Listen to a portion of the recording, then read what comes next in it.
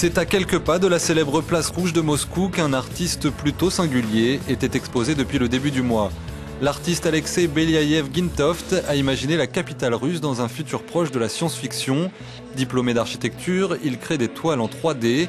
Ses impressions numériques sur du bois représentent les plans de sa ville, agrémentés de représentations du sacré.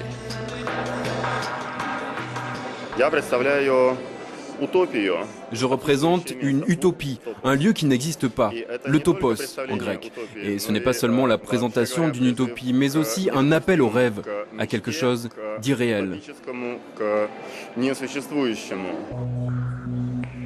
Alexei Beliaev-Gintoft fait partie de la nouvelle génération d'artistes russes et incarne la confiance retrouvée de la culture post-communiste. Mais il revendique une vision non politique.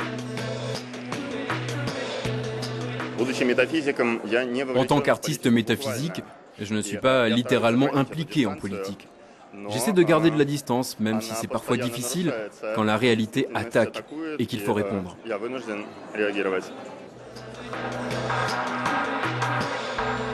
Les implications politiques sont pourtant bien là. L'artiste est un partisan du mouvement eurasien d'Alexander Dugin qui défend une opposition à l'Occident et parfois accusé de crypto-fascisme. Quoi qu'il arrive, l'esthétique communiste est dans notre sang. Nous avons grandi avec depuis notre enfance. Alors, si l'on considère ces œuvres comme de la propagande, alors il faut considérer la place rouge et ses étoiles comme de la propagande.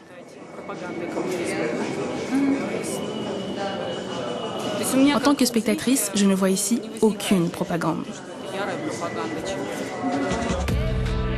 Le projet mélange les origines de plusieurs grandes religions, islam, bouddhisme et christianisme orthodoxe. Au centre de l'œuvre, le Kremlin est présenté comme le centre sacré d'un grand continent eurasien, de l'art ultranationaliste à prendre avec des pincettes.